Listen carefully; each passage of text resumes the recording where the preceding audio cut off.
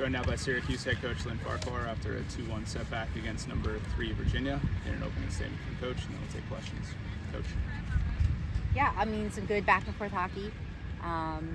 Good game for fans to watch. I'm sure there was suspense, and unfortunately didn't end the way we would have liked.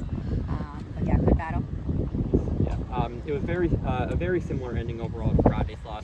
Obviously today in regulation and Friday overtime, but how can you ensure going forward as you dive deeper into conference play that your team is well equipped to handle these late game nail biters?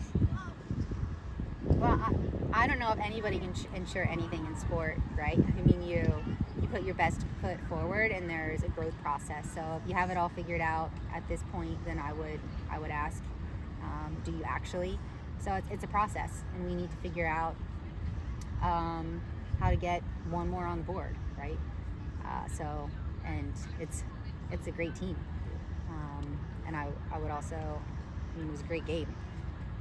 Yeah, and then I thought the offensive production outside of Bo Von Kempen in the first half was very strong, a solid amount of shots on goal.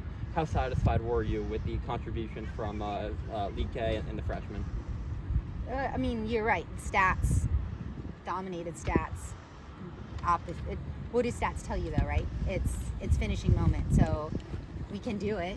We have it. We got to put it together. Thank you.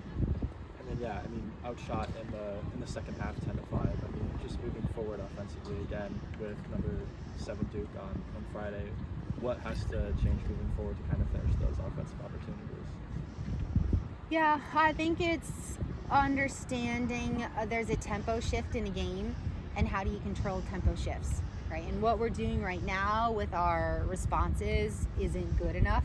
And when you're going to have a very vertical, very fast team kind of going at your body, we have to do something different, and especially going into next weekend. So good on UVA for accelerating and kind of going very vertical through spaces incredibly fast. We have to be stronger with our defensive positioning, so we're earning the fouls opposed to 50-50 calls. Sydney Chan with Citrus TV, focusing on some of the positive parts of this game. This is the first time since 2015 that UVA trailed at the half. What do you think SU did so well in that first half to block those shot opportunities? First half, we moved the ball well, right? And I said there's a tempo shift. So when pressure changes, we have people go around the pressure. If it starts higher, then there's different pockets of space than when it starts lower. So I think for us, it's good to identify that. We rolled some things, we tried some new things. You're right, there was definitely a lot of success, and now it's getting a number on a board. And speaking a little bit compared to last game, do you think that you saw more like grit in this game? It's there, and not enough. And that's, again, it's the process though. Like, we have it. We have 17 new people. I think it's incredible what these guys are doing, and you have to feel it. Like, when you have a ton of returners, they know what this is like. They know what ACC hockey feels like. Most of our team doesn't know that.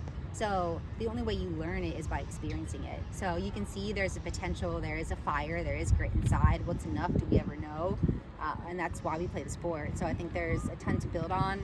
This is good for us. Who wants to lose, right? I get that. However, if it makes us better, then we're going to take it. Yeah, and speaking on improving on certain things as well, you also mentioned the importance of being efficient in the 25 last game. How do you think they did this time, and what do they still need to work on for Duke on Friday? We'll go back, look at the film, break some things down. I think we're working on our variety on how we can attack, and we're in the process. And last few questions, going ahead to Duke's game, a big happiness about this game is honoring the 2015 national team as well as Alyssa Manley. How exciting is that? Oh yeah, I mean, you just see it at today's game. You have a 8-year-old coming out looking for Hattie Madden to get our poster signed. We have 2 alums from the 70s, the first era of hockey here. And then next weekend you have not only Alyssa Manley, which is incredible. We're so excited to have her back. She's living in Ireland. We're having some of that squad back from the Netherlands to Pennsylvania, from across the world. So you can see how special Orange is, and that's something that we feel passionate about and want to continue. Thank you. And then my final question, what can you do specifically, what can you guys specifically do in practice this week to prepare for another solid opponent in Duke on Friday? Train with intensity. Thanks, everybody. Thanks, guys. Thank you so much.